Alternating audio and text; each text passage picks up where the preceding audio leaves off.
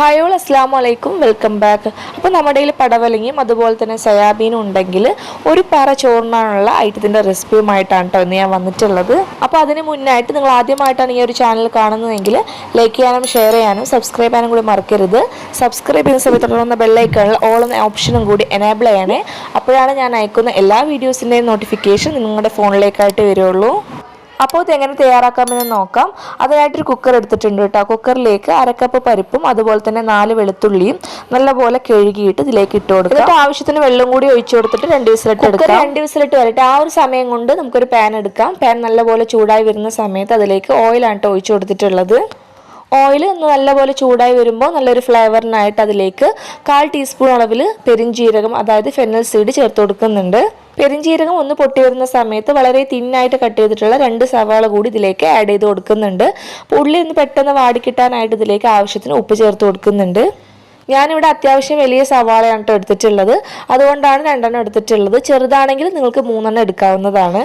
നിങ്ങൾക്ക് സവാളയേക്കാൾ ഇഷ്ടം ചെറിയുള്ളി ആണെങ്കിൽ സവാള സ്കിപ്പ് ചെയ്തിട്ട് ചെറിയുള്ളി എടുക്കാം കേട്ടോ. അപ്പം നമുക്ക് കുറച്ചും കൂടി ടേസ്റ്റ് കൂടുള്ളൂ. അപ്പോൾ ഞാനിവിടെ എളുപ്പത്തിന് സവാളയാണ് എടുത്തിട്ടുള്ളത്.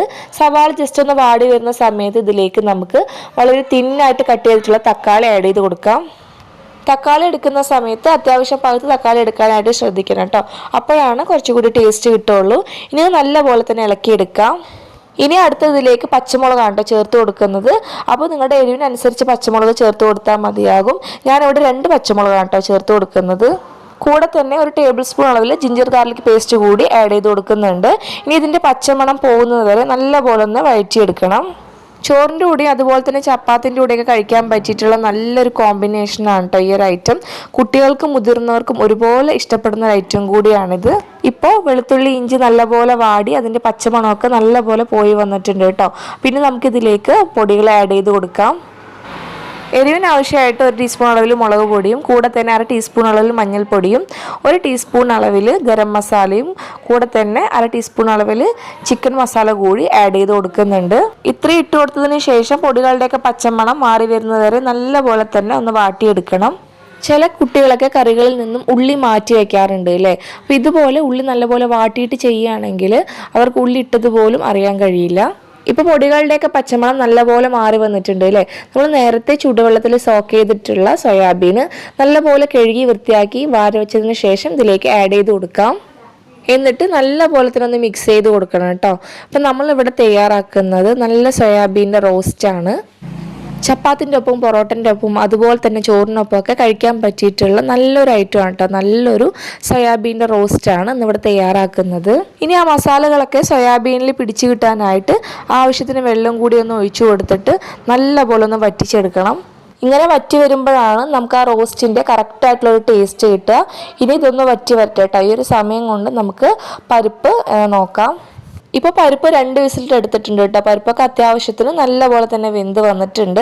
ഇനി നമുക്കിതിലേക്ക് കഷ്ണങ്ങൾ ആഡ് ചെയ്ത് കൊടുക്കാം. അത്യാവശ്യം വലുപ്പമുള്ള ഒരു പടവലങ്ങയാണ് കേട്ടോ ഞാൻ എടുത്തിട്ടുള്ളത്. അത് ഇതുപോലെ തൊലിയൊക്കെ കളഞ്ഞ് ഇതുപോലെ ഒന്ന് കട്ട് ചെയ്തെടുക്കാം. പിന്നെ ഇതിലേക്ക് ചേർത്ത് കൊടുക്കുന്നത് 1 സവാളയും അതുപോലെ തന്നെ 1 തക്കാളിയും 1 പച്ചമുളകുമാണ് കേട്ടോ. അത് ഇതുപോലെ കട്ട് ചെയ്തിട്ട് അതും കൂടി ഇതിലേക്ക് ചേർത്ത് കൊടുക്കുന്നുണ്ട്. ഇനി ഇതിലേക്ക് പൊടികൾ ചേർത്ത് കൊടുക്കാം കേട്ടോ.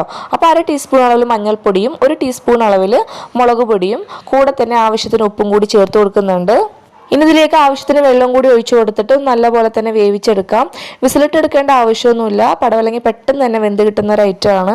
രാവിലെ ജോബിനൊക്കെ പോകുന്ന വീട്ടമ്മമാർക്ക് വളരെ പെട്ടെന്ന് തന്നെ തയ്യാറാക്കി എടുക്കാൻ പറ്റിയിട്ടുള്ളൊരു കറിയാണ് ഇട്ടത്.